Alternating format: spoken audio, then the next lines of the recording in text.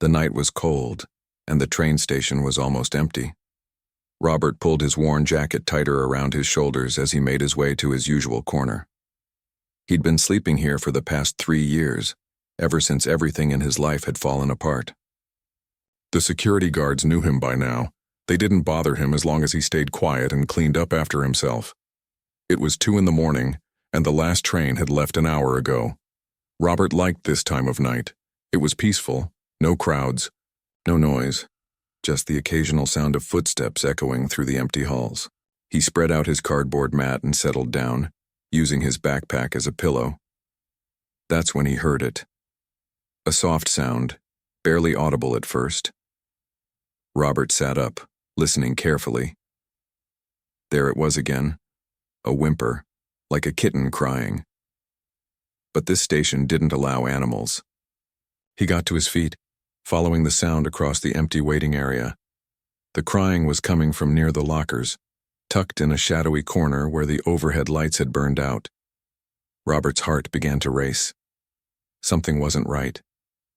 As he got closer, he saw a bundle of pink fabric on the ground, partially hidden behind a trash can. His hands shook as he knelt down. Please don't be what I think it is, he thought. But it was. Inside the pink blanket was a baby, a tiny little girl with her eyes squeezed shut, crying softly. She couldn't have been more than a few months old. Robert looked around frantically. Where were the parents? Who would leave a baby here? His mind raced with possibilities. Maybe someone had just stepped away for a moment. Maybe they'd be back any second. He waited, watching the empty station, but nobody came. The baby's cries grew louder. Robert had raised a daughter once, a long time ago, and the old instincts kicked in. He carefully picked up the bundle, supporting the baby's head the way he remembered. She was so small, so fragile. As he lifted her, something fluttered to the ground, a piece of paper. Robert held the baby against his chest with one arm and picked up the note with his free hand. The handwriting was shaky, written in blue ink that had smudged in places, as if tears had fallen on it. Her name is Lily. The note read, "Please keep her safe. I'll come back for her when I can. She has a birthmark on her left shoulder. You'll understand why this matters." Robert read the note 3 times, his mind struggling to make sense of it. Someone had deliberately left this baby here. Not lost, not forgotten, but intentionally abandoned. The note suggested they planned to come back, but when? And why leave her in a train station in the middle of the night? The baby, Lily, had stopped crying now. She was looking up at him with dark, curious eyes. Robert felt his chest tighten. He needed to call the police. That was the right thing to do. There was a phone on the wall near the ticket counter. He should walk over there right now and dial. But something stopped him. The note mentioned a birthmark. You'll understand why this matters. What did that mean? Was it just a way to identify the baby later? Or was there something more? Robert carefully adjusted the blanket, looking for the birthmark. He found it on her left shoulder, just as the note said. His blood ran cold. It was shaped like a crescent moon, curved and distinct. He knew that mark. He knew it because his daughter had the exact same birthmark in the exact same place. His daughter, Katie. She'd run away 7 years ago when she was just 16. Robert had been different back then. He'd had a job, a house, a life. But he'd also had problems. He drank too much. He yelled too much. One night, after a particularly bad fight, Katie had packed a bag and left. He'd tried to find her, had filed missing person reports, had searched for months. But she was gone. Over the years, his life had crumbled. He lost his job because of the drinking, lost the house, lost everything. He'd always told himself that if he ever got the chance to see Katie again, he'd apologize for everything. He'd tell her he'd changed. But that chance never came. Now, holding this baby, seeing that distinctive birthmark, Robert's mind was spinning.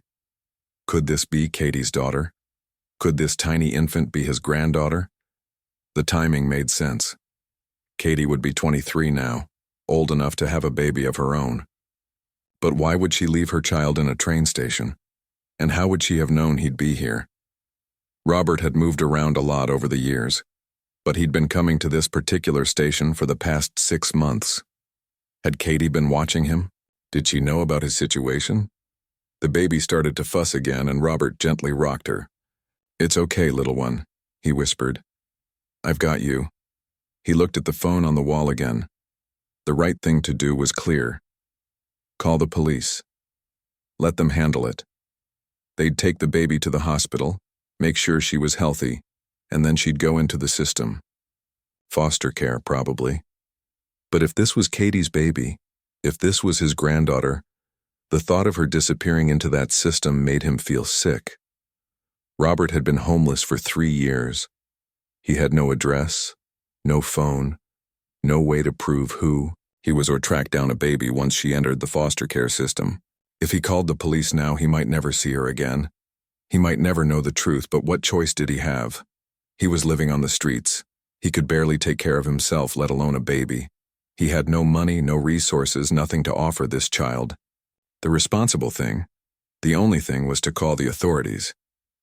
He started walking toward the phone, each step feeling heavier than the last. Lily had fallen asleep against his chest, her tiny hand curled into a fist near her face.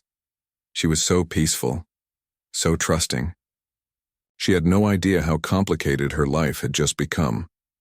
Robert picked up the phone and held it in his hand. He just had to dial 3 numbers. That's all it would take. But his finger hovered over the keypad, unable to press down. What if this was his only chance? What if Katie had left the baby here specifically because she knew he'd find her? The note said, "You'll understand why this matters." Maybe the birthmark wasn't just for identification. Maybe it was a message. Maybe Katie was telling him that this was his granddaughter and she needed him to protect her. But from what? Why couldn't Katie keep her own baby? Why all the mystery? Robert hung up the phone. He needed time to think. He needed to figure out what was really going on. He went back to his corner and sat down, still holding the sleeping baby. The station was quiet again, just him and this tiny life that had been placed in his hands. He looked at the note again, studying every word. "I'll come back for her when I can." That meant Katie, or whoever left the baby, was planning to return. How long? Days? Weeks? And what was stopping them from keeping the baby now? As the night wore on, Robert made a decision. He would give himself 48 hours, 2 days to try to figure out what was happening, to see if he could find Katie, to understand why this baby had been left here. If he couldn't find answers in that time, he'd take Lily to the authorities and tell them everything. It wasn't the right decision, and he knew it. But as he looked down at the sleeping baby in his arms, at that crescent moon birthmark that matched his daughter's, he couldn't help but feel that fate had brought them together for a reason. He'd failed Katie 7 years ago. He wasn't going to fail her daughter now. The first light of dawn was starting to creep through the station windows. Robert knew he had a long day ahead of him. He had to figure out how to care for a baby while trying to solve a mystery that could change everything. But for now, he just held her close and whispered a promise. "I'll keep you safe, Lily. Whatever it takes, I'll keep you safe." Robert didn't sleep the rest of that night. He sat in his corner of the train station, holding Lily, watching her chest rise and fall with each breath. Every time she stirred, his heart jumped. He'd been away from the world of babies and diapers for so long, he felt completely unprepared.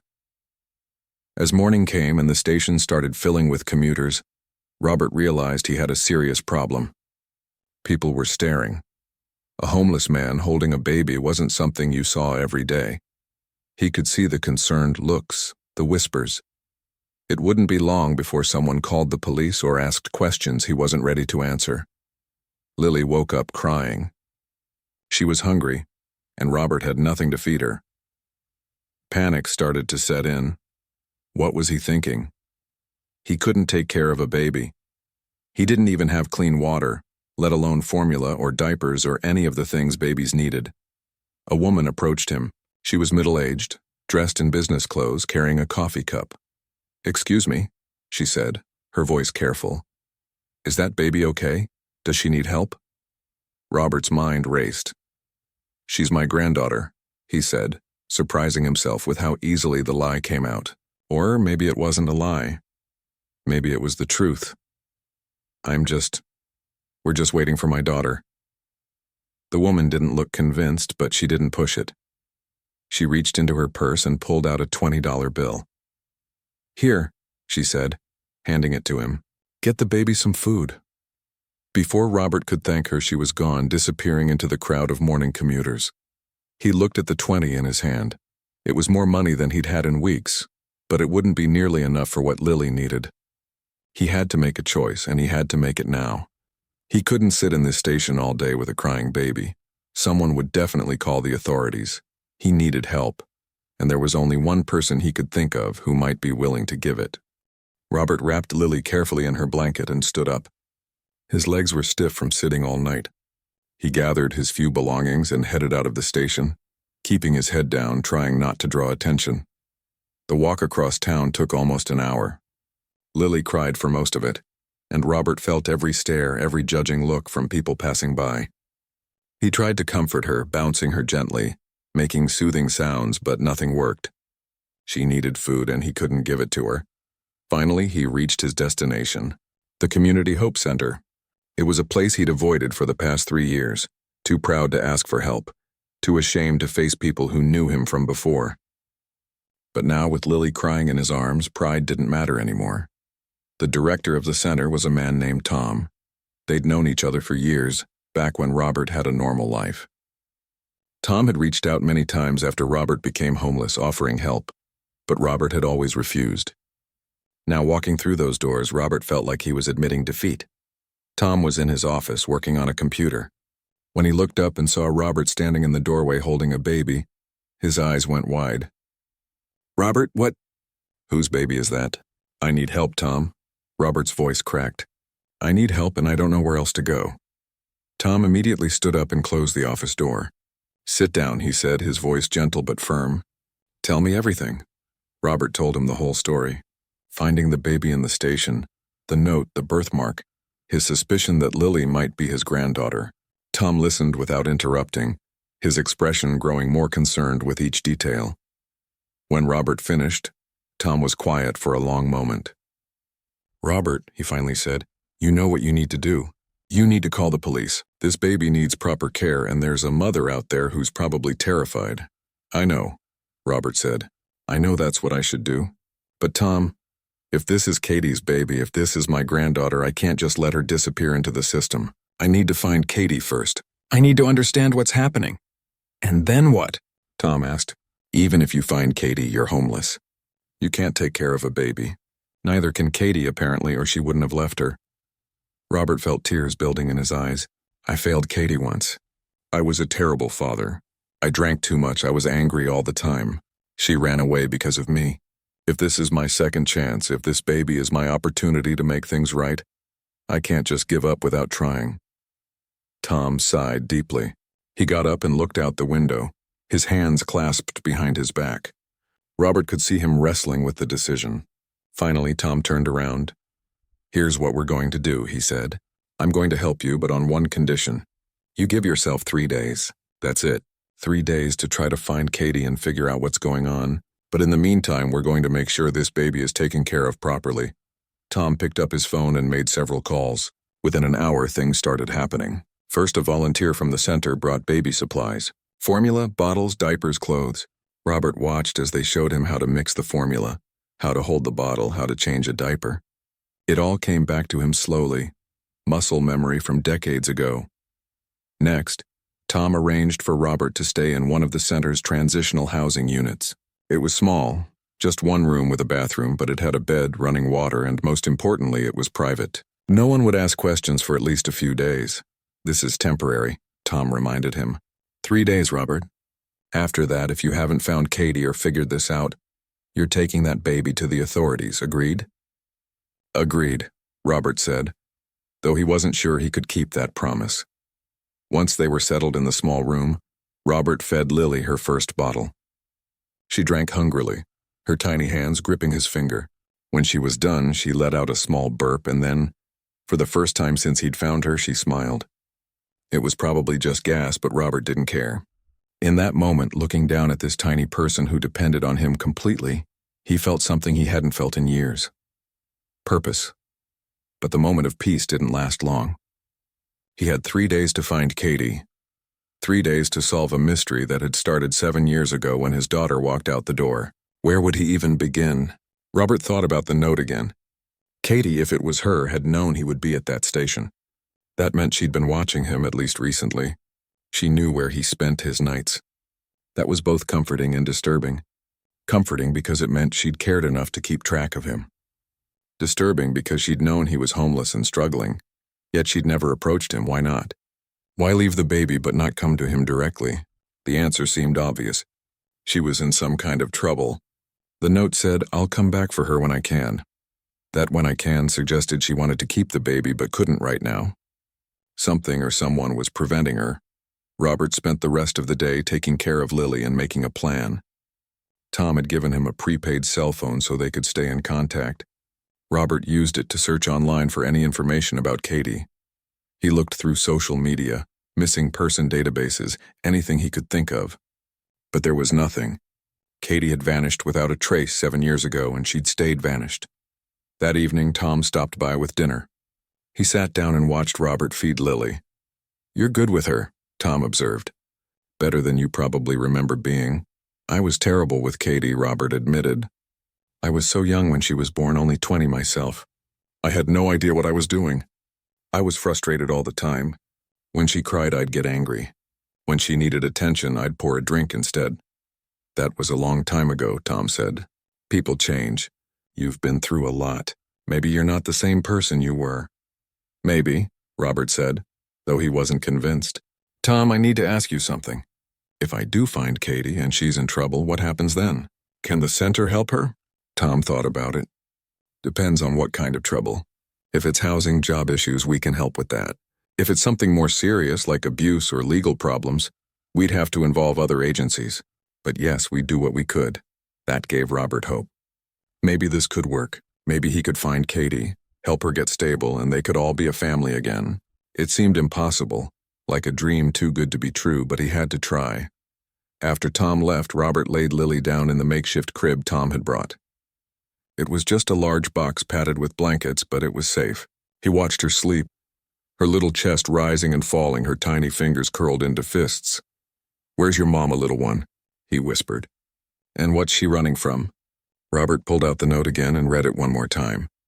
"I'll come back for her when I can." That phrase kept nagging at him.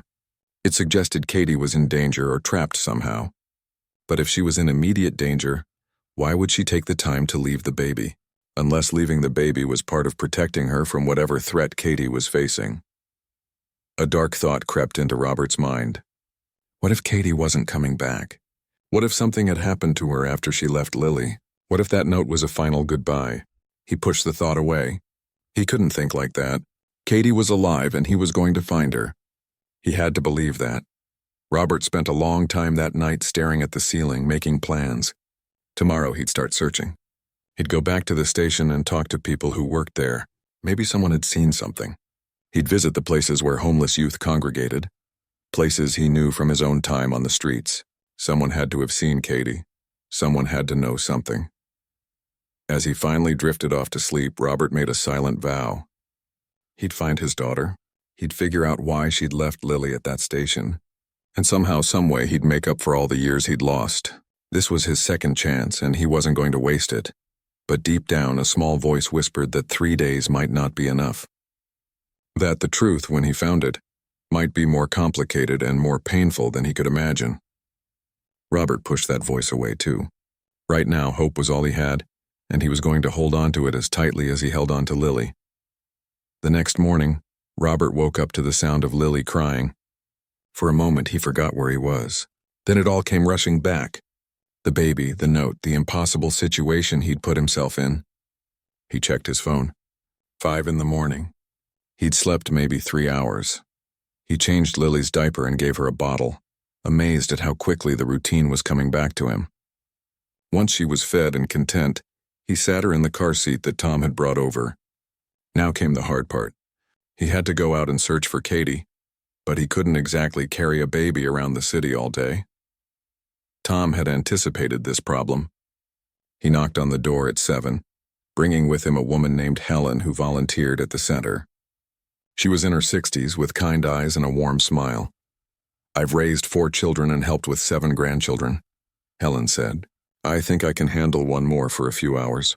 You go do what you need to do." Robert felt a wave of gratitude so strong it nearly knocked him over. "Thank you," was all he could manage to say. He headed back to the train station first. In the daylight, it looked different. Busy, crowded, normal. No one would guess that just 2 nights ago a baby had been abandoned here. Robert approached the security desk where a young guard was checking bags.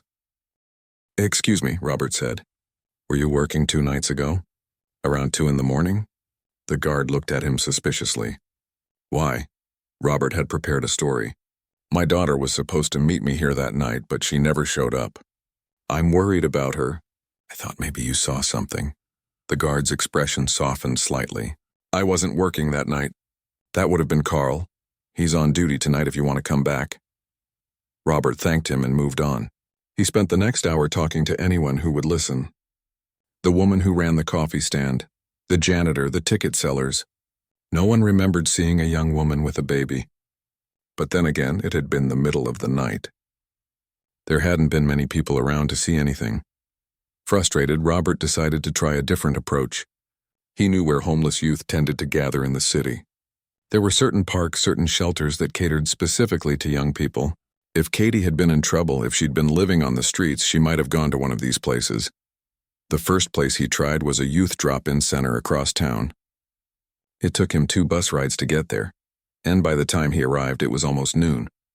The center was busy, filled with teenagers and young adults. Robert felt out of place, too old, too weathered. A staff member approached him. "Can I help you?" "I'm looking for my daughter," Robert said, pulling out an old photo he'd kept in his wallet for 7 years. It was from Katie's 16th birthday, just a few weeks before she'd run away. She was smiling in the picture, blowing out candles. "Her name is Katie. She'd be 23 now. I haven't seen her in 7 years." The staff member studied the photo. "I'm sorry, I don't recognize her. But we see a lot of people here. Have you tried filing a report?" "I filed 1 year ago," Robert said. "Nothing came of it." The staff member looked sympathetic but couldn't help. Robert left his phone number anyway, just in case. He tried 3 more youth centers that afternoon, showing Katie's picture to anyone who would look. The responses were all the same. Sympathetic but unhelpful. By the time Robert got back to the community center, he was exhausted and discouraged. Helen was still there, playing with Lily on a blanket on the floor. The baby looked happy and content, completely unaware of the chaos her arrival had caused. "Any luck?" Helen asked. Robert shook his head. "It's like looking for a ghost. No one's seen her. No one knows anything." Tom arrived a few minutes later with food. As they ate, Robert told them about his day. Tom listened carefully, then said, "You know, there's another possibility you haven't considered." "What's that?" "Shelters for women in crisis. Domestic violence shelters. If Katie was in an abusive relationship, if she was running from someone, that's where she might have gone." The words hit Robert like a punch to the gut. His daughter in an abusive relationship? The thought made him feel sick. But it also made horrible sense. It would explain why she'd left the baby, why she'd been so secretive, why she couldn't just come to him directly. "How do I find these places?" Robert asked. "They're not easy to find," Tom said. "They keep their locations secret for safety reasons. But I know someone who works with the domestic violence network. Let me make some calls." While Tom was on the phone, Robert held Lily and thought about what Tom had said. If Katie was in an abusive relationship, then Lily's father might be dangerous. He might be looking for them both. That would explain the cryptic note, the secrecy, everything. Tom came back an hour later with an address. "There's a women's crisis center downtown. My contact said they can't give out information about residents for safety reasons, but she'll talk to you in person. She knows you're coming." The next morning, Robert left Lily with Helen again and took the bus to the crisis center. It was in a nondescript building with no signs outside. He rang the buzzer and waited. A voice came through the intercom. "Can I help you?" "My name is Robert. Tom from Community Hope Center called about me." The door buzzed open. Inside, Robert met with a counselor named Beth. She was professional but guarded, clearly protective of the women she served. "I understand you're looking for your daughter," Beth said. Robert showed her the photo and explained the situation, leaving out the part about finding the baby. He said he was worried about Katie and just wanted to know she was safe. Beth studied the photo for a long time. Finally, she said, "I can't confirm or deny whether anyone by that name has been here. You understand why?" "I do," Robert said. "But if she was here, if she needed help, you could help her, right?" "That's what we do," Beth said. "But Robert, if a young woman came here running from a dangerous situation, the worst thing that could happen would be for that danger to follow her. Even well-meaning family members can accidentally lead abusers right to their victims." Robert felt his hope crumbling. "So even if you knew where she was, you wouldn't tell me?" "I couldn't," Beth said gently. "Not without her permission, but—" She paused, seeming to struggle with something. "I can tell you that sometimes people in crisis need their family more than they realize. Sometimes they're too scared or too ashamed to reach out, even when they desperately want to." Beth stood up and walked to her desk. She wrote something on a piece of paper, folded it, and handed it to Robert. "I can't help you officially," she said, her voice barely above a whisper. "But sometimes people leave forwarding information in case someone they trust needs to find them." Robert opened the paper after he left the building. It was an address, a motel on the east side of the city. His hands shook as he looked at it. Was this where Katie was? Had Beth just broken her own rules to help him? He took 3 buses to get there. The motel was run down, the kind of place people stayed when they had nowhere else to go. Robert's heart was pounding as he approached the front desk. "I'm looking for someone," he said to the clerk. "A young woman, early 20s, probably checked in recently." The clerk barely looked up from his phone. "Can't give out information about guests." Robert pulled out his wallet and put $40 on the counter, money Tom had given him. The clerk glanced at it, then at Robert. "Room 15, he said. "But she's not there. Checked out this morning." Robert felt like he'd been punched in the stomach. "Did she say where she was going?" "Nope, just packed up and left. Seemed nervous, kept looking over her shoulder. Mentioned something about keeping someone away from her baby, but I wasn't really listening." Her baby. It had to be Katie. Robert had just missed her. Which way did she go? The clerk shrugged. "Toward the bus station, I think," Robert ran. He hadn't run in years, and his lungs burned, his legs ached, but he didn't stop. The bus station was 6 blocks away. By the time he got there, he was wheezing, his vision blurry. He stumbled into the station, looking around frantically. It was crowded with people, but he scanned every face, looking for the girl in the photo, trying to imagine what she'd look like now, 7 years older. And then he saw her. She was standing in line at the ticket counter, a backpack over her shoulder. She'd changed. Her hair was shorter, darker. She looked tired, scared. But it was definitely Katie. "Katie!" Robert shouted, pushing through the crowd. She turned, and when she saw him, her face went white. For a moment, they just stared at each other, 7 years of silence stretching between them. Then her eyes filled with tears. "Dad?" she whispered. Robert reached her just as her legs gave out. He caught her, holding her up as she sobbed into his chest. People around them stared, but Robert didn't care. He'd found her. After 7 years, after all the searching, he'd finally found his daughter. "Lily," Katie gasped between sobs. "Is she okay? Did you find her? Please tell me you found her." "I found her," Robert said, his own tears falling now. "She's safe. I've been taking care of her." Katie pulled back, looking at him with desperate eyes. "You kept her? You didn't call the police?" "Not yet," Robert said. "I wanted to find you first." "I wanted to understand." Katie looked around nervously. "We can't talk here. It's not safe. He might be watching." "Who?" Robert asked. But Katie was already moving, pulling him toward the exit. "Come on," she said urgently. "I'll explain everything, but we need to go. Now. Before he finds us." Robert followed his daughter out of the bus station, his mind racing with questions. Who was she running from? Why had she left Lily? And what were they going to do now? Whatever the answers were, he was about to find out. And he had a feeling that the truth was going to be more complicated and more frightening than he'd ever imagined. But at least they were together now. Him and Katie, face to face after 7 years. Whatever came next, they'd face it together. As they hurried down the street, Katie kept looking over her shoulder, her fear obvious. And Robert realized that finding her hadn't solved anything. In fact, it might have made things more dangerous for everyone, including Lily. But there was no turning back now. They were all in this together, whatever this turned out to be. Katie led Robert through back streets and alleys, moving fast, checking behind them every few minutes. Robert struggled to keep up, his breath coming in harsh gasps. Finally, they reached a small park and Katie ducked behind a maintenance building where they couldn't be seen from the street. "Okay," Robert said, leaning against the wall, trying to catch his breath. "Talk to me. Tell me what's going on." Katie was shaking, tears streaming down her face. "Dad, I'm so sorry. I'm sorry for everything. For running away, for never calling, for dragging you into this mess. Just tell me what's happening," Robert said gently. "Who are you running from?"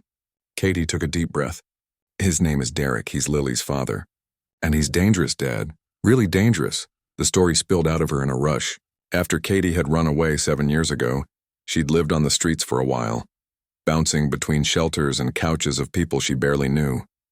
She'd been angry, lost, convinced that life on her own had to be better than life with Robert and his drinking and his anger. For a couple of years, she'd managed okay. She'd gotten a job at a diner, found a cheap apartment with roommates. She'd even thought about reaching out to Robert, about trying to rebuild their relationship. But she was too ashamed, too proud to admit that running away hadn't solved her problems. Then she met Derek. He was charming at first, attentive, made her feel special.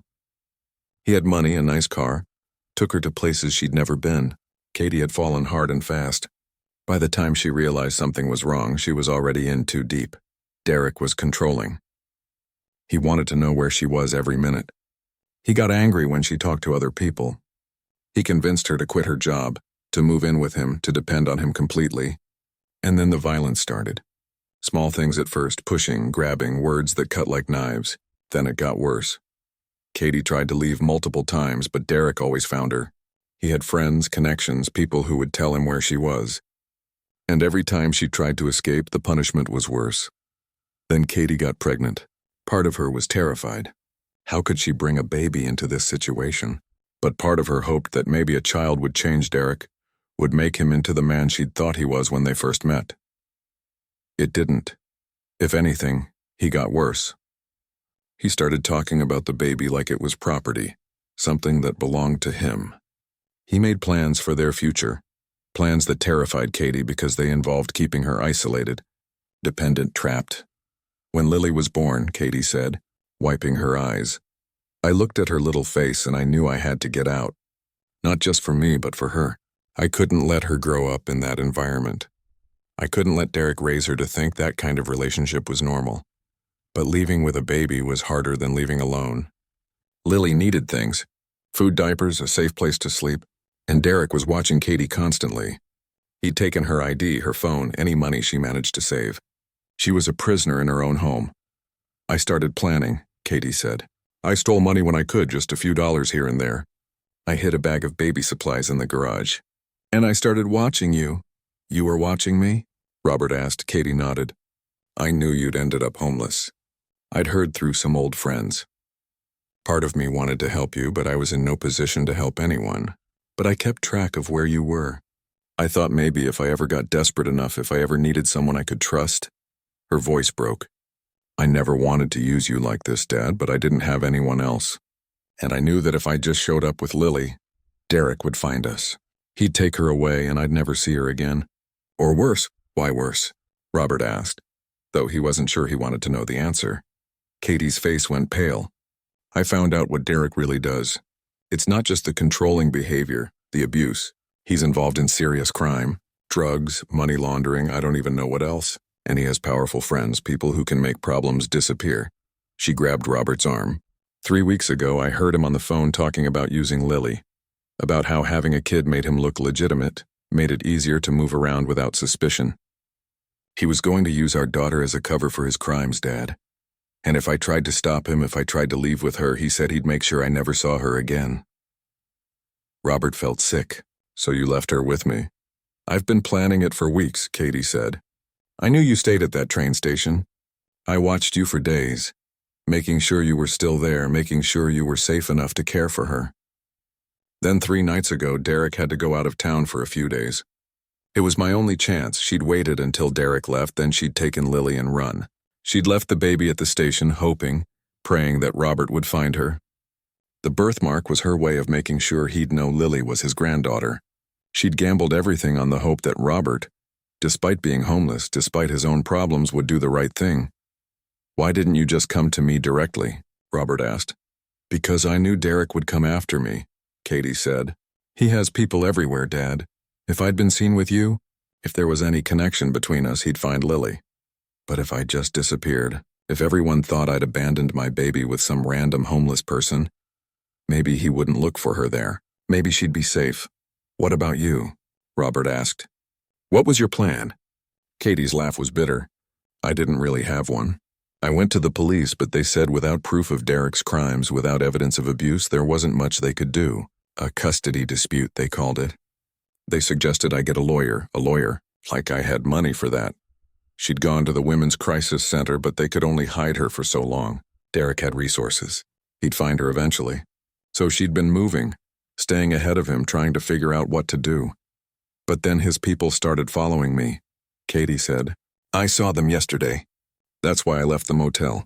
That's why I was at the bus station. I was going to leave town, maybe go to another state, try to start over somewhere Derek couldn't find me. And leave Lily behind." Robert couldn't keep the hurt out of his voice. "I didn't want to." Katie's voice rose, desperate. "But what choice did I have? If I tried to take her back now, Derek would find us both. At least this way, she's safe. At least she has you." Robert pulled his daughter into a hug as she sobbed. All the anger he'd carried for 7 years, all the resentment about being abandoned, melted away. She'd been trying to protect her daughter the only way she knew how. She'd left Lily with him not because she didn't care, but because she cared too much. "We're going to fix this," Robert said. "We're going to find a way." "How?" Katie asked. "Derek has money, connections, power. I have nothing. You have nothing. How do we fight someone like that?" Robert thought about Tom, about the Community Hope Center, about all the people who'd helped him over the past few days. "We're not alone," he said. "We have help. And we have something Derek doesn't have." "What's that?" "We have the truth," Robert said. "And we have each other. That has to count for something." They spent the next hour making a plan. First, they needed to get Katie somewhere safe. Then they needed evidence against Derek, something concrete that the police couldn't ignore. And they needed to do it fast before Derek found them. Robert called Tom and explained everything. Tom didn't hesitate. "Bring her to the center," he said. "We'll figure this out." When they got back to the Community Hope Center, Tom was waiting with Helen and Lily. The moment Katie saw her daughter, she broke down completely. She scooped Lily up, holding her so tight Robert worried she might hurt her. But Lily just cooed, happy to be in her mother's arms. "My baby," Katie whispered. "My sweet baby. I'm so sorry. I'm so sorry." Tom gave them some time alone, then called everyone together. "Okay," he said. "Here's what we're going to do. Katie, you're going to stay here tonight. Tomorrow we're going to go to the police together, and we're going to tell them everything." "Robert, you still have that note Katie left?" Robert nodded. "Good. That's evidence of intent to protect her child. And Katie, you need to write down everything. Every incident of abuse, every threat, everything you know about Derek's criminal activities. Dates, times, names if you have them." "But what if the police don't believe me?" Katie asked. "What if Derek gets away with it?" "He won't," Tom said firmly. "Because we're not just going to the local police. I have a contact at the FBI. If Derek is involved in the kind of criminal activity you're describing, they'll be very interested." For the first time in days, Robert felt a spark of hope. Maybe they could do this. Maybe they could actually protect Lily and Katie. Maybe this nightmare could end. But that night, as they all tried to sleep, Katie kept getting up to check the windows. "He's out there," she whispered. "I can feel it. Derek's looking for us, and he won't stop until he finds us." Robert held his daughter's hand. "Let him look," he said. "He's not getting near you or Lily, I promise you that." It was a promise Robert hoped he could keep. Because Derek wasn't just some abusive boyfriend. He was dangerous, connected, and according to Katie, he had no limits to what he'd do to get what he wanted. Tomorrow they'd go to the authorities. Tomorrow they'd tell their story and hope someone would listen. But tonight they were together. 3 generations in one small room. A family reunited under the worst possible circumstances. Robert looked at Lily sleeping peacefully in her mother's arms. This tiny baby had changed everything. She'd brought him and Katie back together. She'd given Robert a reason to hope again. And now, she was counting on them to keep her safe. They couldn't fail. No matter what happened next, no matter how dangerous Derek was, they had to protect this child. She deserved a life free from fear, free from violence. And Robert was determined to give her that, even if it cost him everything. The next morning came too quickly. Robert had barely slept, startling awake at every small sound, worried that Derek had somehow found them. But the night passed without incident, and as the sun rose, they prepared to face what came next. Katie had spent hours the night before writing down everything she could remember. Pages and pages of documentation. Dates Derek had hurt her, threats he'd made, names of people he'd mentioned in phone calls, places she'd seen him go when he thought she wasn't paying attention. It was all there, a detailed record of 3 years of abuse and criminal activity. Tom arrived at 8 with a lawyer named Patricia. She specialized in domestic violence cases and worked pro bono for people who couldn't afford representation. She sat down with Katie and read through everything she'd written, asking questions, taking notes. "This is good," Patricia said. "Detailed, specific. But I need to be honest with you, Katie. Without physical evidence or witnesses, building a case against Derek won't be easy. He'll deny everything. It'll be your word against his." Katie's face fell. "So there's no point in going to the police?" "I didn't say that," Patricia replied. "We're absolutely going to the police. And Tom's FBI contact is meeting us there. What Derek doesn't know is that federal agencies have been watching organizations involved in the kind of activities you've described. Your information might be the missing piece they need." They went to the police station together. Tom, Patricia, Robert, and Katie, with Lily bundled in her carrier. Katie was terrified, convinced that Derek would somehow know they were there, that he'd stop them before they could tell their story. But nothing happened. They were shown into a conference room where 2 local detectives and an FBI agent named Chen were waiting. For the next 3 hours, Katie told her story. Everything. The abuse, Derek's criminal connections, the threats, why she'd left Lily at the train station. Agent Chen listened intently, asking questions occasionally.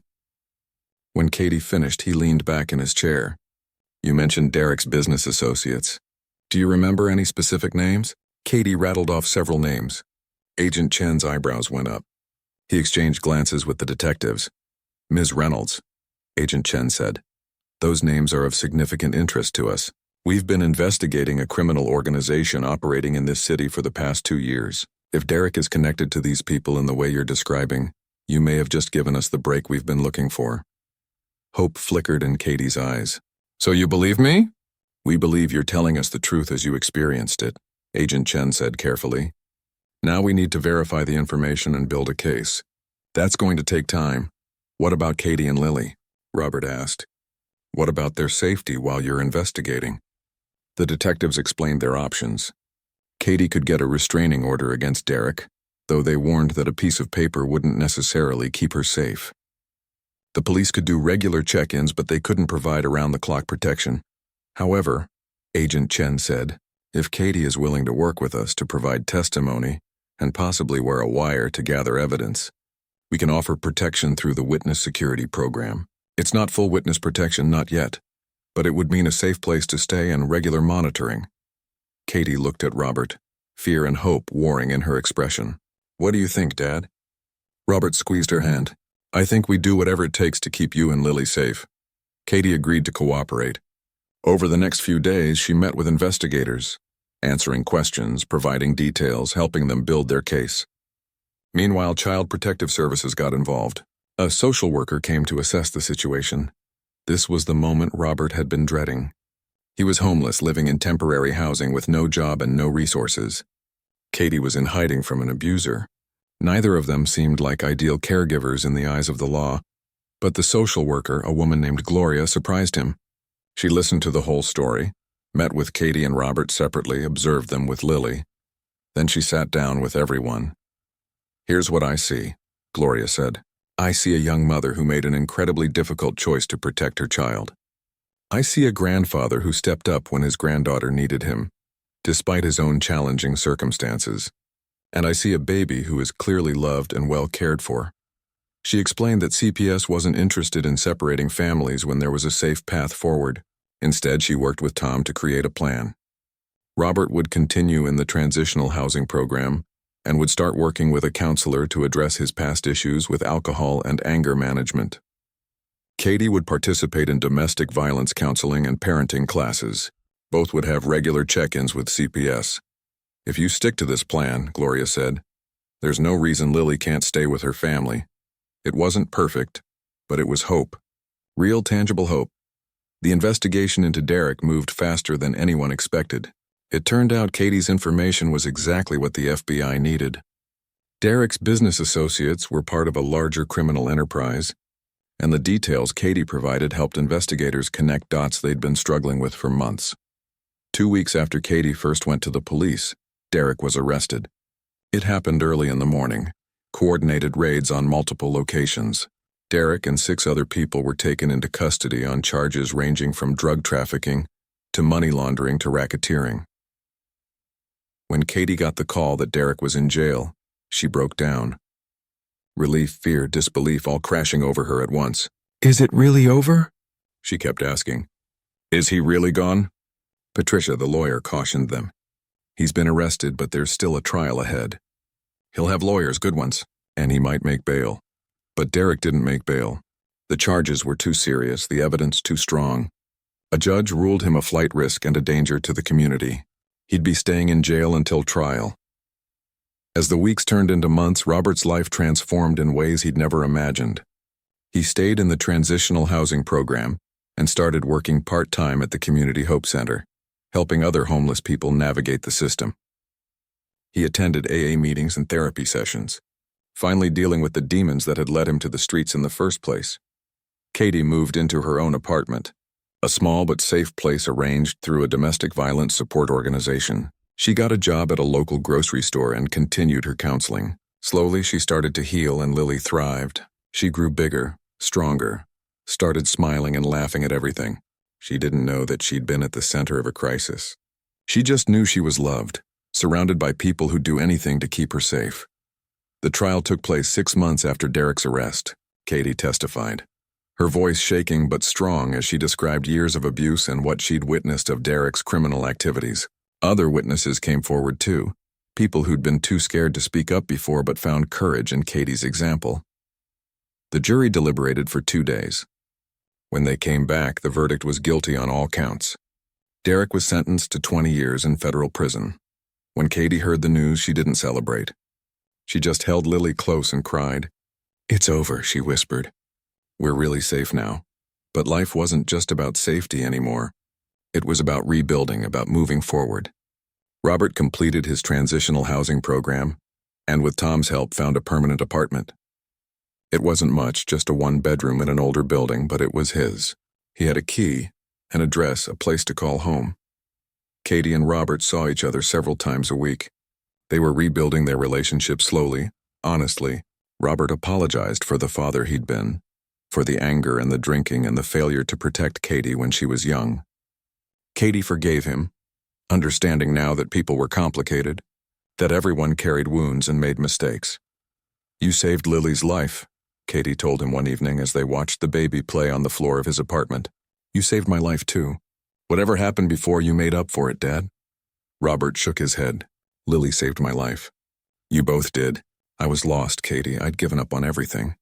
Then this little girl showed up in a train station, and suddenly I had a reason to get up in the morning. I had a purpose again." They sat in comfortable silence for a while, watching Lily discover her toes for the first time. Then Katie said, "I've been thinking about what to tell her when she's older, about how we found each other again." "What will you say?" Robert asked. Katie smiled. "I'll tell her the truth, that sometimes life breaks us into pieces, but love can put us back together. That family isn't just about blood. It's about showing up when someone needs you. And I'll tell her about the night her grandfather found her in a train station and decided to risk everything to keep her safe." A year after that night in the train station, Robert stood in his small apartment, now decorated with photos and toys and all the signs of a life being rebuilt. Tom had come over for dinner along with Helen and Patricia. They'd become like family over the past months, these people who'd helped when Robert had nothing.